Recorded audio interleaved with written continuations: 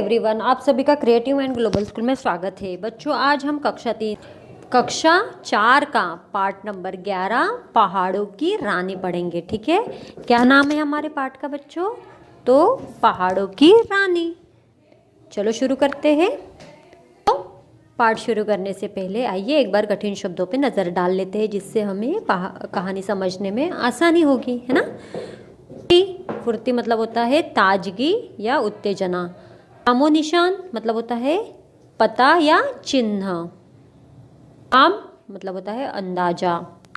सटकर, सटकर का मतलब होता है चिपक कर। लुभावना, आकर्षक। पर्यटक, पर्यटक का मतलब होता है यात्री। ओझल, ओझल मतलब होता है छिपा हुआ या आड़। असमंजस, दुविधा। रुआंसा, रुआंसा मतलब होता है रोने जैसा। तो शुरू करते हैं हम हमारा पाठ, जिसका नाम क्या है बच्चों? पहाड़ों की रानी। ठीक है, पाठ की ओर चलते हैं। पहाड़ों की रानी के नाम से किस जगह को जाना जाता है? पता है आपको कि पहाड़ों की रानी यह नाम से किस नाम को जाना जाता है? सोचिए और बताइए। आपको सोचना है ना। चित्र देखकर अनुमान लगाइए कि किस जगह के बारे में हो रही है, बात है, हो रही है। ठीक है, चलो अपन देखते हैं, शुरू करते हैं। आओ पढ़ें। आइए पढ़कर पहाड़ों की रानी के बारे में जानते हैं। चारों ओर फैली ऊंची ऊंची पहाड़ियाँ, पहाड़ियों पर लहलहाते हरे भरे पेड़ और वहाँ बहती ठंडी बर्फीली हवा किसी का भी मन मोह सकती है। क्या कहा है? देखो, चारों ओर क्या है? फैली ऊंची ऊंची पहाड़ियाँ, पहाड़ियों पर लहलहाते हरे भरे कैसे पेड़, कैसे पेड़ लहलहाते, और वहाँ बहती ठंडी बर्फीली हवा। कैसी हवा है? ठंडी और बर्फीली। क्या करती है? किसी का भी मन मोह सकती है। सुबह के 6 बजे होंगे जब मैंने आँख खोली तो यह सुंदर नज़ारा मेरी आँखों के सामने आया। अब लेखिका क्या कह रही है? जिसने पाठ लिखा है कि वो क्या बोल रहे हैं कि सुबह की 6 बजे होगी। जैसे मैंने आँखें खोली तो मुझे ये सुंदर नज़ारा दिखा। कौन सा सुंदर नज़ारा? तो ऊंची ऊंची पहाड़ियाँ, पहाड़ियों पर लहलहाते हरे हरे पेड़ और वहाँ बहुत ही ठंडी बर्फीली हवा, है ना। तो वो दृश्य उसके सामने आया। इस सुंदर नज़ारे ने पूरे शरीर में फुर्ती भर दी। लेखिका कह रही है इस सुंदर नज़ारे में जैसे ऐसा लग रहा था पूरे शरीर में फुर्ती, ताजगी भर दी, उत्तेजना भर दी। रात भर यात्रा करने के बाद भी चेहरे पर थकान का नामो निशान नहीं था। लेखिका कह रही है कि हमने रात भर यात्रा की थी, रात भर हम वो कर रहे थे कि गाड़ी में चल ही रहे थे, है ना। तो रात भर यात्रा करने के बाद भी ऐसा लग नहीं रहा था कि हमारे चेहरे पर थकान का कोई भी नामो निशान नहीं है। नामो निशान मतलब पता ही नहीं पड़ रहा था कि हम इतने थक गए हैं। जानती हूँ कि आप सोच रहे हैं कि मैं कौन हूँ। लेखिका कह रही है मैं जानती हूँ कि आप सोच रहे हैं कि मैं कौन हूँ, कहाँ से आई हूँ और किस जगह की बात कर रही हूँ। लेखिका कह रहे अभी हमें तो पता ही नहीं पड़ रहा है। तो लेखिका कह रहे मैं जानती हूँ कि आप सोच रहे होंगे कि मैं कौन हूँ, कहाँ से आई हूँ और किस जगह की बातें कर रही हूँ। हमें पता है क्या कौन सी जगह के बारे में बता रहे? नहीं पता है। चलो अब बताएंगे हमें लेखिका वो कहाँ से आए हैं और कहाँ जा रहे हैं। अब आपको अधिक प्रतीक्षा करने की कोई आवश्यकता नहीं है। अब लेखिका कह रही है अभी आपको ज़्यादा इंतज़ार करने की कोई ज़रूरत नहीं है, कोई आवश्यकता नहीं है। प्रतीक्षा मतलब क्या है? इंतज़ार। मैं आरजू, क्या नाम है इस बच्ची का? आरजू। मैं आरजू 10 वर्ष की हूँ। आरजू है हमारे कहानी में, ठीक है। तो आरजू क्या कह रही है? मैं कितने वर्ष की हूँ? 10 वर्ष की हूँ और दिल्ली में रहती हूँ। कल रात अपने माँ, पिताजी और भाई के साथ घूमने निकली थी। आरजू क्या कह रही है? कल रात को मैं अपनी मम्मी, पापा और भाई के साथ घूमने निकली थी। कहाँ से? तो दिल्ली से। पिताजी कार चला रहे थे और हम पीछे बैठकर खेल रहे थे। रात में कब नींद आई इसके बारे में मुझे पता ही नहीं पड़ा।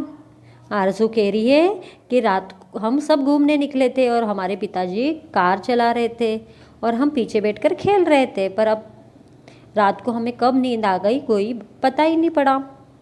जब आँख खुली तो मैं पहाड़ों की रानी मसूरी पहुंचने वाली थी।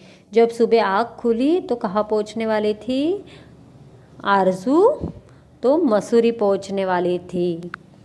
दृश्य इतने सुंदर थे कि मैं बिना पलक के झपकाए खिड़की से बाहर देख रही थी। क्या कह रही आरजू कि इतने सुंदर दृश्य थे, इतने सुंदर पहाड़ियाँ, हरी भरी पहाड़ियाँ, बर्फीली हवा, इतने सुंदर दृश्य था कि मैं अपनी पलकें झपका भी नहीं रही थी, मैं बाहर ही देख रही थी खिड़की से। टेढ़े मेढ़े रास्तों पर हमारी गाड़ी सरसराते हुए आगे बढ़ रही थी। टेढ़े मेढ़े रास्तों पर हमारी गाड़ी क्या सरसराते हुए आगे बढ़ रही थी। जहाँ एक और ये रास्ते खुशी देते, वही अचानक से आने वाले तीखे मोड़ दिल की धड़कनें बढ़ा जाते।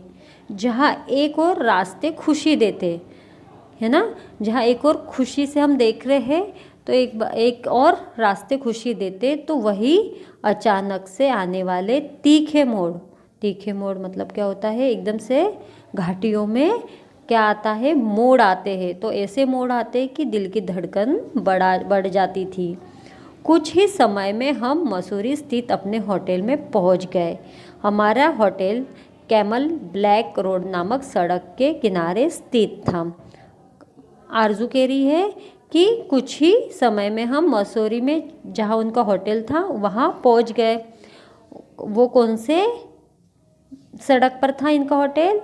तो कैमल ब्लैक रोड सड़क नामक सड़क के किनारे स्थित था। हम जल्दी से कमरे में पहुँचे। आरजू क्या कह रही है? आरजू क्या कह रही है? हम जल्दी से हमारे कमरे में गए, नहाया धोया, सब तैयार हो गए और मैं और मेरा भाई रचित बिना समय गवाए घूमने जाना चाहते थे। जल्दी से कमरे में पहुँचे और नहा धोकर तैयार हो गए। वो क्या कह रही है आरजू कि हम जल्दी जल्दी तैयार हो गए और हमने क्या करा? घूमने जाने के लिए तैयार हो गए थे नहा धोकर। मैं और मेरा भाई रचित बिना समय गवाए घूमने जाना चाहते थे। आरजू क्या कह रही है? मैं और मेरा भाई जो रचित थे वो दोनों भी, हमें टाइम वेस्ट नहीं करना था, हमें जल्दी जल्दी क्या करना था? घूमने जाना था, इसलिए हम तैयार हो गए, हमें टाइम वेस्ट नहीं करना था। पर शायद पिताजी थोड़ा थक गए थे और आराम करना चाहते थे, क्योंकि पिताजी पूरी रात गाड़ी चला रहे थे, तो पिताजी तो थक गए थे, इसलिए क्या करना चाहते थे? वो आराम करना चाहते थे। माँ हमारी उत्सुकता को भांप चुकी थी। माँ को पता पड़ गया था, मम्मी ने अंदाज़ा लगा लिया था कि हमें घूमने जाने की बहुत जल्दी हो रही है, इसलिए हमें अपने हाथ साथ बाहर घुमाने ले गई। अब हमारी माँ ही हमें बाहर अकेले घुमाने ले गई। हम होटल के पास ही कैमल ब्लैक रोड पर चलने लगे। अब माँ के साथ दोनों बच्चे कैमल ब्लैक रोड पर दोनों चलने लगे। हम अभी थोड़ा दूर ही चल रहे थे कि चढ़ाई आ गई। हम थोड़ा दूर ही चल रहे थे तो क्या आ गई? चढ़ाई आ गई। वह चढ़ाई काफ़ी खड़ी थी। वो चढ़ाई कैसी थी? काफ़ी खड़ी थी। और उसके बाद उतनी ही गहरी ढलान भी थी। और उसके बाद उतनी सड़क की ऐसी बनावट देख हमें अच्छे से समझ आ गया कि इसे कैमल ब्लैक रोड क्यों कहा जाता है। और देख के तो हमें ऐसे ही पता पड़ गया कि इसे कैमल ब्लैक रोड क्यों कहा जाता है। सड़क बिल्कुल ऊँट की पीठ की तरह थी। सड़क कैसी थी? ऊँट की पीठ आपने देखी होगी कैसी होती है, पर उसमें एक नहीं कई कुबड़ थे। आरुषि कह रही पर उसमें एक, जैसे ऊँट के पीठ पे एक कुबड़ और होता है, उसने क्या कहा? पर उस पर एक कुबड़ नहीं, कई बहुत सारे कुबड़ थे।